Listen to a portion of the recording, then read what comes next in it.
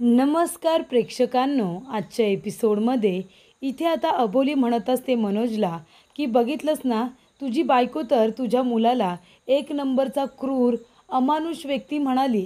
आता तुझीसुद्धा वेळ आली. सांग, बोल, तुझा मुलगा क्रूर होता ना, तो एक विचित्र व्यक्ती होता असं कबूल कर. तेव्हा इथे मनोजला राग येतो. मनोज म्हणत असतो की नाही नाही, माझा मुलगा धूर्त नव्हता, माझा मुलगा क्रूरसुद्धा नव्हता. त्याचं फक्त त्या मुलीवरती प्रेम होतं. त्या मुलीने त्याला नकार दिला आणि त्याच्यावरती हसलीसुद्धा. म्हणून मला त्या मुलींचा राग आला होता आणि नंतर माझ्या मुलाने आत्महत्या केली आणि मी त्याच्या आत्महत्येचा बदला घेतला. मी माझ्या मुलाला समाधान मिळावं यासाठी त्या सर्व मुलींना मारून टाकलं, ज्या त्याच्यावरती हसल्या होत्या. तेव्हा इथे आता मनोजने स्वतःच्या तोंडून हा गुन्हा कबूल केलेला असतो. मनोज म्हणत असतो की मी त्या प्रत्येक माणसाला मारून टाकेन जो माझ्या मुलावरती हसेल, आणि त्या माणसांना मी मारलंसुद्धा. तेव्हा प्रेक्षकांनो, सगळेजण आता अबोलीसाठी टाळ्या वाजवतात. सगळेजण तिचं कौतुक करतात, कारण अबोली म्हणत असते, बघितलं जज साहेब, मी इथे आता मनोजच्या तोंडून हे कबूल करून घेतलंय की त्यानेच या मुलींचे खून केलेले आहेत. त्यानंतर प्रेक्षकांनो, इथे अबोली जाते आणि म्हणत असते की विजय मॅडम, आता तुम्हाला अजून काय बोलायचं आहे का? प्लीज तुम्ही काही बोलू नका, कारण तुमचे शब्द वाया जातील. कारण तुमच्या नवऱ्याने स्वतः तोंडाने हे कबूल केले की त्यांनी आपल्या मुलाच्या मृत्यूचा बदला घेतला आणि सर्व मुलींना मारून टाकलं. त्याच्यामुळे तो जेवढा गुन्हेगार आहे ना, तेवढाच तुम्हीसुद्धा गुन्हेगार आहात. तेव्हा विजया म्हणते, ए अबोली, जास्त शहाणपणा करू नकोस हा, माझ्यावरती आरोप करू नकोस. हे खून काही मी केलेले नाही आहेत. तेव्हा अबोली म्हणते, असं कसं बोलता तुम्ही? हे खून तुम्ही केलेले नाही आहेत. तुम्ही कँडीमॅनला, तुम्ही मनोजला हे खून करण्यामध्ये मदत तर केली आहे ना, त्याला प्रवृत्तसुद्धा केलं आहे. अहो, चोरी केली काय किंवा चोरी करण्यासाठी मदत केली काय? चोरी ही शेवटीला चोरीच असते आणि चोर तो चोरच, नाही का? तेव्हा विजया म्हणत असते, अबोली गप्प बसा, थांब, मी आहे ना, या सगळ्यातून मला मोकळं होऊ दे. तुझी लायकी दाखवल्याशिवाय मी स्वस्थ बसणार नाही. तुला तुझी लायकी दाखवणारच, विथ गॅरंटी, असं विजय आता अबोलीला म्हणत असते. विजया केस हारणार म्हणून ती आता अबोलीला वाटेल तसं बोलत असते. तेव्हा इथे जज साहेबसुद्धा मूर्खासारखा प्रश्न विचारतात. जज साहेब म्हणत असतात की ॲडव्होकेट अबोली, तुम्ही इथे विजया राजाध्यक्ष यांच्यावरती थेट आरोप कसे काय करू शकता की त्यासुद्धा गुन्हेगार आहेत म्हणून? तुमच्याकडे तसा काही पुरावा आहे का? तेव्हा अबोली म्हणते, हो जज साहेब, म्हणजे ज्या वेळेला आम्ही कँडीमॅनला रंगेहात पकडायला गेलो होतो तेव्हा त्या ठिकाणी विजयासुद्धा आली होती आणि त्या दोघांना आम्ही एकत्रच पकडलं होतं. तिथे अंकुश सर, सब इन्स्पेक्टर क्रिश, त्याचबरोबर बाकीचे सगळे सहकारी हे सुद्धा तिथे होते आणि तिथे विजया मॅडम आणि इथे मनोज या दोघांना आम्ही बोलताना रंगेहात पकडलं होतं. त्यानंतर अबोली म्हणते की इथे आता तुम्हाला मी जे पुरावे सादर केलेत, जी फाईल आहे त्याच्यामध्ये आता विजया मॅडम यांचं नाव काय आहे तर मीनाक्षी. त्यांचे जुने काही फोटोसुद्धा मी सादर केलेत. त्याच्यामध्ये मीनाक्षी, साहिल आणि त्यांचा नवरा मनोज यांचेसुद्धा मी काही फोटो तुम्हाला सबमिट केलेले आहेत. तेव्हा प्रेक्षकांनो, अबोली म्हणत असते की जज साहेब, याचा दुसरा अर्थ आता काय होतो? तर इथे साहिल, विजया मॅडम आणि इथे मनोज या दोघांचा मुलगा आहे आणि त्याचा मृत्यू झाल्यानंतर हे दोघेजण एकत्र येऊन आपल्या मुलाच्या मृत्यूचा बदला घेत आहेत आणि तसे सगळे पुरावे मी सादरसुद्धा केलेले आहेत. आणि विजया मॅडम इथे हा माणूस खुनी असूनसुद्धा प्रत्येक वेळेला त्याला वाचवण्याचा प्रयत्न करतायत, त्याला पाठीशी घालण्याचा प्रयत्न करतायत. मग याचा दुसरा अर्थ काय असू शकतो मॅडम? तेव्हा अबोली म्हणत असते की जज साहेब, मी तुम्हाला काही इथे कँडीमॅन मनोज आणि विजय राजाध्यक्ष यांचे काही जुने फोटोसुद्धा दाखवते. म्हणजे ते जुन्या घरामध्ये जेव्हा राहत होते तेव्हा त्यांच्या घरमालकाबरोबरसुद्धा त्यांचे काही फोटोज आहेत, ते सुद्धा मी कोर्टामध्ये सादर करते. म्हणजे तुमचा विश्वास बसेल की हे दोघेजण नवरा बायको आपल्या मुलाच्या मृत्यूचा बदलाच घेत होते. इथे आता कँडीमॅन मनोज हे सगळे खून करत होते आणि इथे विजय राजाध्यक्ष त्यांना या सगळ्यातून वाचवत होत्या. हाच तर त्यांचा प्लॅन होता ना. तेव्हा अबोली म्हणत असते की मला फक्त एवढंच बोलायचं आहे जज साहेब, अहो इथे विजया मॅडम ह्या जरी खुनी नसतील तरीसुद्धा त्यांनी कँडीमॅन मनोजला थांबवलं तरी कुठे? आणि त्यांचा मुलगा चुकला तर मुलाच्या चुका दाखवून न देता ज्या मुली त्याच्यावरती हसल्या त्यांना हे लोक मारत सुटले. म्हणजे कायदा हा कशासाठी आहे? कायदा हा प्रत्येकाला एक नवीन संधी देत असतो, पण यांनी कायद्याचं उल्लंघन केलं आणि त्याचबरोबर कायद्याचा गैरवापरसुद्धा केला. आता या वकील असल्यामुळे आपल्या नवऱ्याला वाचवण्यासाठी कोर्टामध्ये सुद्धा उभ्या राहिल्या आणि एवढे खून करून सुद्धा आपल्या नवऱ्याला वाचवण्याचा प्रयत्न करत होत्या। तेव्हा इथे विजया मॅडमसुद्धा तेवढ्याच दोषी आहेत असं मला वाटतं।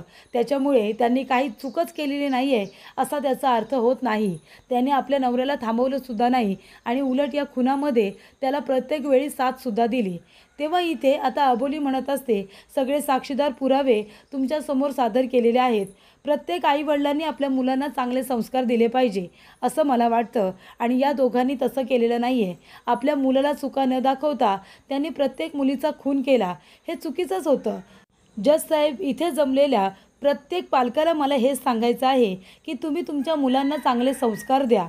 मुलं मुली दोघांनाही ते घरात कसे वागतात, घराच्या बाहेर कसे वागतात, त्यांचा फ्रेंड सर्कल कसा आहे, ते कुणाबरोबर जातात येतात, त्यांचे आचारविचार काय आहेत, मुलं मुलींबद्दल कसा विचार करतात, या सगळ्या गोष्टी आपण पालक म्हणून जाणून घेतल्या पाहिजे।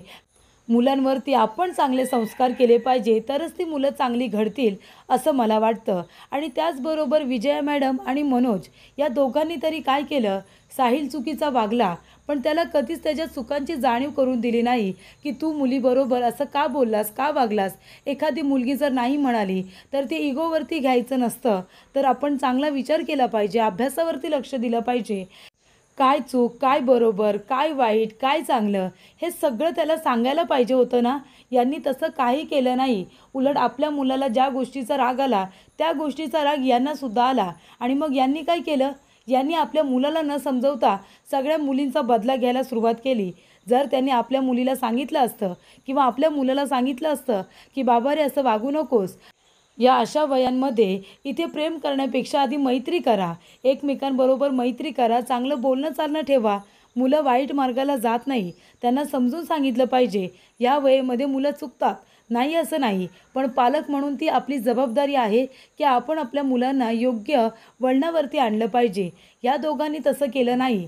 तेव्हा इथे साहिलची चिडचिड झाली आणि रागाच्या भरामध्ये तो वाईट वागला आणि या लोकांनी त्याच्या या वागण्याला प्रोत्साहित केलं। तो चुकीचा नव्हताच, तो चुकीचा वागला नाही, त्या मुली हसल्या म्हणून मी सगळ्यांनाच मारलं, हे सगळं बोलणं चुकीचं आहे जज साहेब असं मला वाटतं। आणि विजया मॅडम या आई होत्या, त्यांनी तरी आपल्या मुलाला या सगळ्या गोष्टी समजून सांगायला हव्या होत्या ना, पण नाही, त्यांनीसुद्धा समजून सांगितलं नाही। उलट त्यांना त्या पालकांचा राग येत होता, जे पालक साहिलला येऊन मारत होते।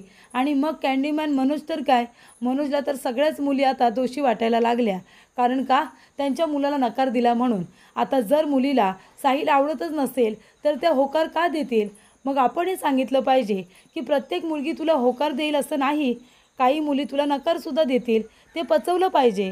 आणि पहिली गोष्ट तर मुलींचा जर इथे नकार असेल तर जबरदस्तीने त्यांच्याकडून होकार मिळवणं हे अत्यंत चुकीचं आहे, हे तरी समजून सांगितलं पाहिजे ना।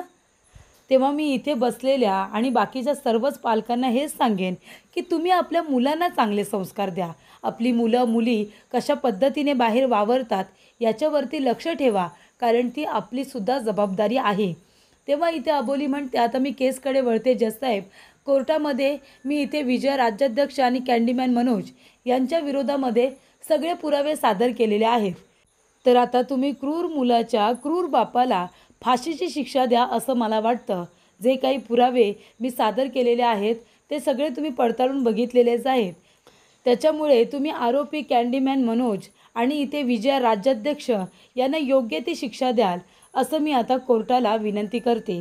त्यानंतर प्रेक्षकांनो, आता विजयाला शिक्षा होणार हे तिला समजल्यानंतर ती लगेचच चक्कर येण्याचं नाटक करते। तिला आता बघा चक्कर आलेली असते आणि ती जमिनीवरती कोसळते। तेव्हा इथे सगळे लोक तिच्याजवळ धावत पळत येतात आणि म्हणत असतात की काय झालं विजया मॅडम, काय झालं। तेव्हा इथे विजया आता बेशुद्ध होण्याचं नाटक करते। त्यामुळे प्रेक्षकांनो, अबोलीला तिचा संपूर्ण प्लॅन हा कळलेला असतो। तेव्हा इथे तिला आता मेडिकल रूममध्ये घेऊन जायला सांगितलेलं असतं आणि अर्ध्या तासानंतर पुन्हा इथे आता कोर्ट भरणार असतं। त्यानंतर प्रेक्षकांनो, इथे आता अंकुश आणि अबोली दोघेजण बोलत असतात। तेव्हा अबोली म्हणत असते की सर, तुम्ही काय विचार करताय ते कळतंय मला, तुम्ही विजयाबद्दल विचार करताय ना। बघितलं तुम्ही, त्या दोघांना शिक्षा होईल हे तिला कळल्यानंतरच तिने लगेचच इथे चक्कर येण्याचं नाटक केलं आणि ती खाली कोसळली। तेव्हा इथे अबोली म्हणते, पण सर, तिने आता कितीही नाटक करू दे, पण तिला इथे गजाआड केल्याशिवाय मी सुद्धा स्वस्थ बसणार नाही. तेव्हा इथे प्रेक्षकांनो आता मनोज आणि विजया दोघेजणं बोलत असतात. विजया म्हणत असते की मनोज, तुला सगळं कबूल करायची काय गरज होती? का तू सगळं रागाच्या भरामध्ये खरं बोलून बसलास? तेव्हा मनोज म्हणतो, कारण मला खरंच बोलायचं होतं. मी हे केलं आहे माझ्या मुलासाठी केलं आहे. त्याच्या आत्म्याला शांतता मिळावी म्हणून मी हे सगळं केलं आहे. आणि तुझी हिंमत कशी झाली गं विजया माझ्या मुलाला क्रूर बोलायची? तेव्हा इथे आता अबोली म्हणत असते की सर, तिने कितीही प्रयत्न करू दे, मी आहे ना. आज मी तिला शिक्षा दिल्याशिवाय मी काही स्वस्थ बसणार नाही आहे. चला सर, आपण निघूया. तेव्हा इथे आता मी क्रूर बोलले तेव्हा मलासुद्धा वाईट वाटत होतं, पण माझ्याकडे दुसरा पर्याय नव्हता. कारण तिथे शांत राहणं गरजेचं होतं. मला तुला वाचवायचं होतं मनोज, म्हणून मी हे सगळं केलं. तेव्हा प्रेक्षकांनो इथे आता मनोज तिचा मुद्दामून गळा दाबत असतो. तिचा गळा दाबतो हे कळल्यानंतर पोलीस हवालदार लगेच आतमध्ये जातात आणि इथे विजया आणि मनोज या दोघांना बाजूला करतात. त्यानंतर प्रेक्षकांनो इकडे आता कोर्टाची कार्यवाही अर्ध्या तासानंतर पुन्हा सुरू झालेली असते. तेव्हा इथे जज साहेब म्हणत असतात की विजय राज्याध्यक्ष, इथे तुमच्या नवऱ्याने मनोजने तुमचा गळा दाबला, याच्यावर तुम्हाला काय बोलायचं आहे? तेव्हा इथे विजया म्हणत असते की हो जज साहेब, त्यांनी माझा गळा दाबला, याच्यावरती मी नंतर येते. पण आधी मला कोर्टाला एक महत्त्वाची गोष्ट सांगायची आहे की कॅन्डीमॅन मनोज हे माझे मिस्टर नाही आहेत. तो माझा नवराच नाही आहे, तो फक्त माझा क्लायंट आहे. तेव्हा इथे अबोली म्हणत असते की विजय राज्याध्यक्ष, खोटं बोलताय तुम्ही. कॅन्डीमॅन तुमचा नवरा आहे, मग तरीसुद्धा तुम्ही इथे खोटं का बोलताय? तेव्हा इथे अबोली म्हणत असते जज साहेब, अहो कितीतरी पुरावे सादर केलेत त्याचे, म्हणजे इथे कॅन्डीमॅन मनोज हा त्यांचा नवराच आहे, मग ते आता खोटं का बोलतायत? तेव्हा विजय म्हणत असते अबोली, अगं मला बोलू तर दे, मी सांगते ना तुला. तो फक्त माझ्यासाठी माझा एक क्लायंट आहे. आणि तू म्हणतेस की जुने पुरावे सादर केलेस, जुने फोटो सादर केलेत. अगं पण कुठला माणूस तो जो माझा घरमालक आहे किंवा ती घरमालकीण आहे? अगं 20 वर्ष मी एका ठिकाणी राहते आणि हे बघ, हे आहेत माझ्या घराचे पेपर्स. आणि इथे विजयाने ते घराचे पेपर्स आता कोर्टामध्ये सादर केलेले असतात आणि ती म्हणते की मी गेली 20 वर्षे एकटीच राहते, मनोज माझ्याबरोबर नाहीच आहे. कळते का तुला? तर प्रेक्षकांनो साधी गोष्ट आहे, इथे विजया वेगळीच राहत होती. मनोज आणि साहिल हे दोघेजण एकत्र राहत होते. मग गेली 20 वर्ष जर ती वेगळी राहते तर मग तिच्या घराचे पेपर्स हे वेगळेच असणार ना. पण इथे आता कोर्टला तेवढी अक्कल नाही आहे की आता विजयाचं हे बोलणं कळेल. आणि प्रेक्षकांनो इथे आता विजया खोटंच बोलत असते. ती आता स्वतःला वाचवण्याचा प्रयत्न करत असते. तेव्हा इथे विजया म्हणत असते की जज साहेब, मला हेच सांगायचं आहे की मनोज माझा नवरा नाही आहे आणि साहिल हा माझा मुलगा नाही आहे. तेव्हा इथे अबोली म्हणते, किती खोटं बोलतेस गं विजया, त्या फोटोमध्ये साहिलबरोबर तूच आहेस ना? 2 वर्षांपूर्वी जेव्हा ही घटना घडली तेव्हा जो फोटो छापून आला होता त्याच्यामध्ये तूच आहेस ना साहिलबरोबर? मग आता तेव्हा तुझं नाव मीनाक्षी होतं.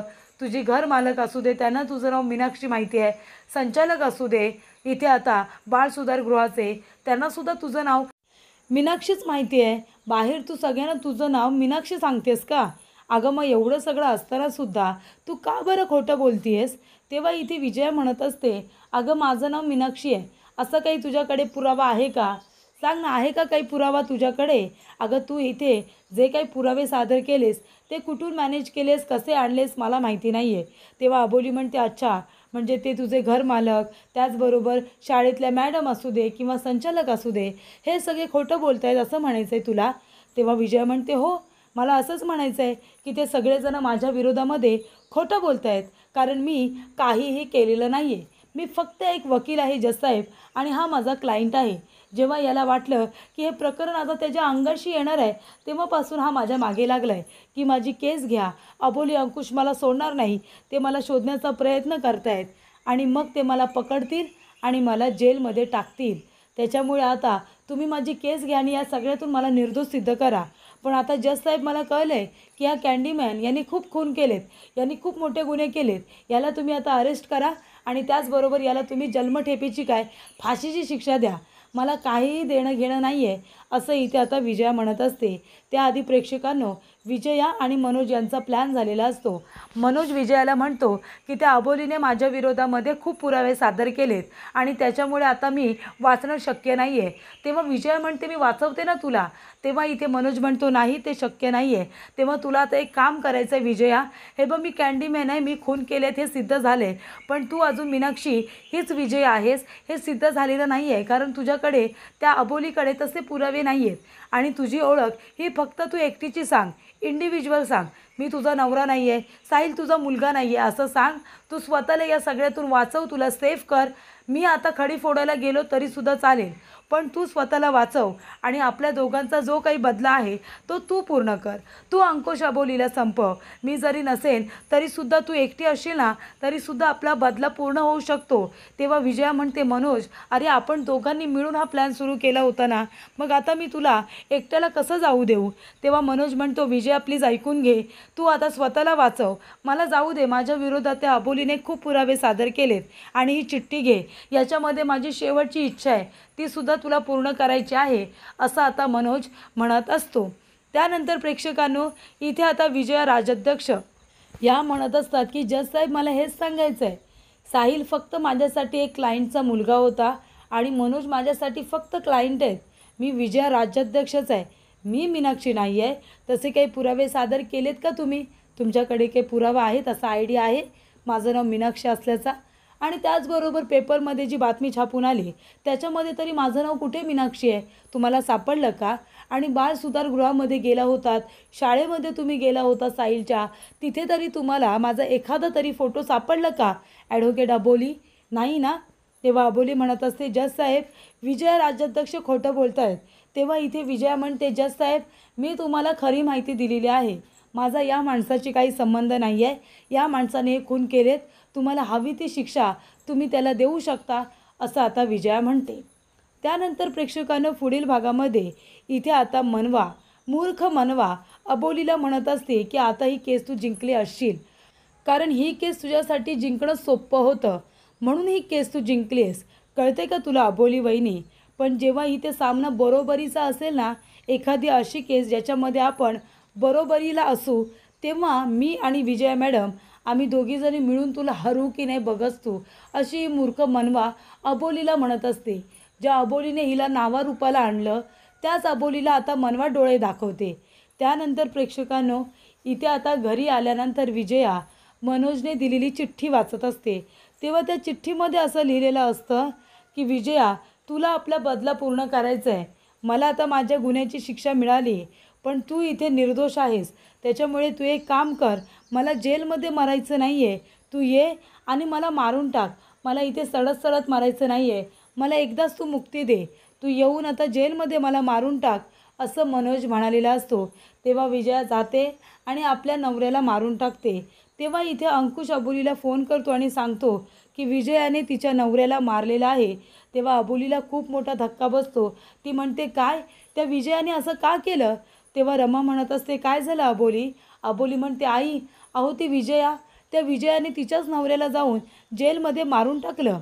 तेव्हा इथे मनवा चोरून त्यांचं बोलणं आता ऐकत असते. तेव्हा इथे मनवाला ही बातमी कळते की विजयाने जेलमध्ये जाऊन आता स्वतःच्याच नवऱ्याला मारून टाकलेलं आहे. तेव्हा इथे अबोलीला सुद्धा खूप मोठा धक्का बसतो. तिला असं वाटत असतं की विजया अशी मूर्खासारखी का वागली, तिने तिच्या नवऱ्याला का बरं मारलं असेल, पण ही मनोजचीच इच्छा असते जी विजयाने पूर्ण केलेली असते.